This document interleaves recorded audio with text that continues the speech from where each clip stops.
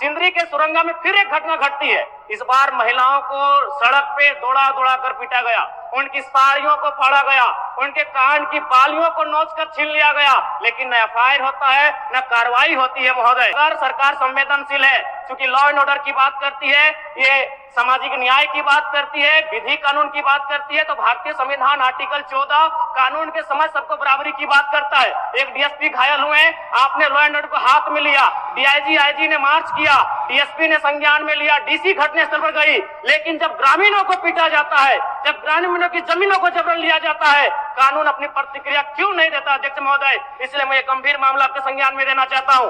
महोदय, भारत है कि जिसके पास भूमि नहीं है, सरकार उसे भूमि आवंटित करेगी, लेकिन यहाँ दुर्भाग्य इस राज्य का कि जिनकी भूमि है, सदियों से, हजारों वर्षों से भूमि पर वो जोत तोड़ करते हैं, और आज लगता है कि ब्रिटानिया हुकूमत बरकरार है, ईस्ट इंडिया कंपनी का शासन इस राज्य में बरकरार है।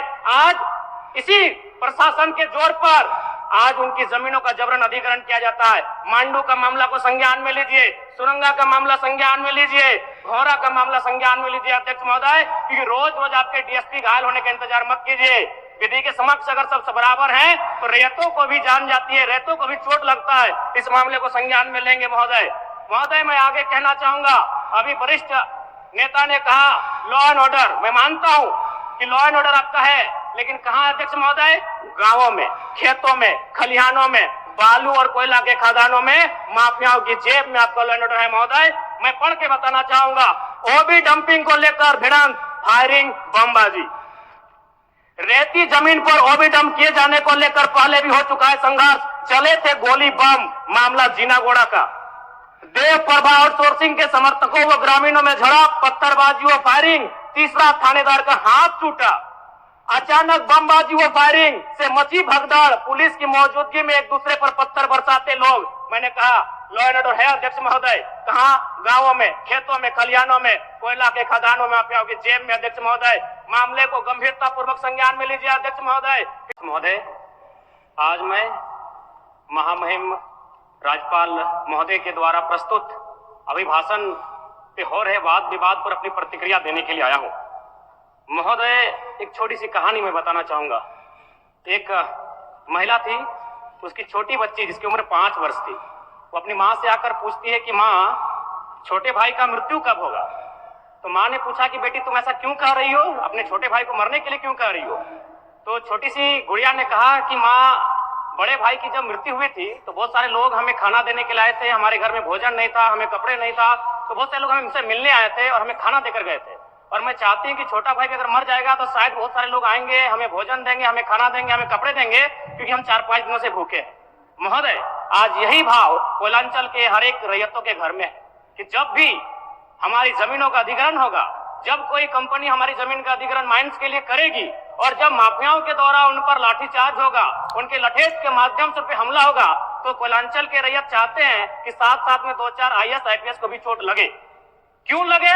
न विगत कुछ दिन पहले बाघमारा में एक घटना घटी थी, हिलटॉप कंपनी का मामला था, डीएसपी महोदय घायल हुए थे, सरकार ने वीडियो कॉल से बात किया था, सरकार ने इस मामले को संज्ञान में लिया था, लेकिन ठीक उसके कुछ दिन बाद सिंदरी के सुरंगा में फिर एक घटना घटती है। इस बार महिलाओं को सड़क पे दौड़ा दौड़ा कर पीटा गया, उनकी साड़ियों को फाड़ा गया, उनके कान की बालियों को नोच कर छीन लिया गया, लेकिन न एफआईआर होता है न कार्रवाई होती है। महोदय, इसी प्रकार से आज एक मामला संज्ञान में आया है, मैं सदन को सचेत करना चाहूंगा, ये मामला मांडू का है। महोदय, मांडू के प्रभावित गांव बसंतपुर, पचड़ा, कोतरे, बालमहुआ, हुरदाग, रहवन, पचमो, इचाकडी, बरगैया, ठोठाटा, लइयो, दनिया, यहाँ एक कंपनी है, उस कंपनी का नाम है पावर मेक लिमिटेड, और उसकी सहयोगी कंपनी अमर इंडिया लिमिटेड।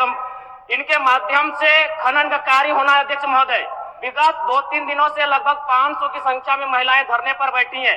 ये मामला मैं सरकार को आपके माध्यम से संज्ञान में देना चाहता हूं। अगर सरकार संवेदनशील है, क्योंकि लॉ एंड ऑर्डर की बात करती है, ये सामाजिक न्याय की बात करती है, विधि कानून की बात करती है, तो भारतीय संविधान आर्टिकल 14 कानून के समझ सबको बराबरी की बात करता है। एक डीएसपी घायल हुए, आपने लॉ एंड ऑर्डर को हाथ में लिया, डीआईजी आईजी ने मार्च किया, डीएसपी ने संज्ञान में लिया, डीसी घटनास्थल पर गई, लेकिन जब ग्रामीणों को पीटा जाता है, जब ग्रामीणों की जमीनों को जबरन लिया जाता है, कानून अपनी प्रतिक्रिया क्यों नहीं देता अध्यक्ष महोदय? इसलिए मैं गंभीर मामला आपके संज्ञान में देना चाहता हूं महोदय।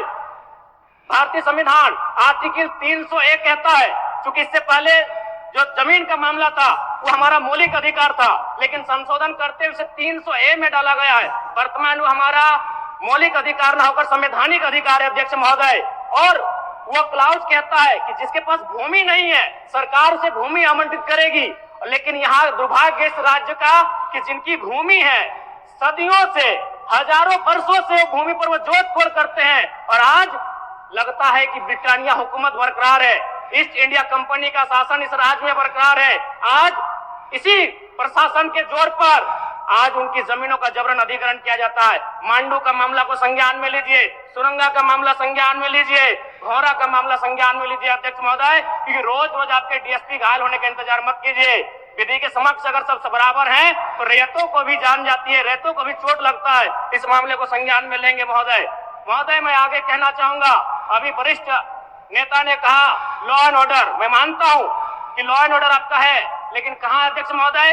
गांवों में, खेतों में, खलिहानों में, बालू और कोयला के खदानों में, माफियाओं की जेब में आपका लॉ एंड ऑर्डर है महोदय।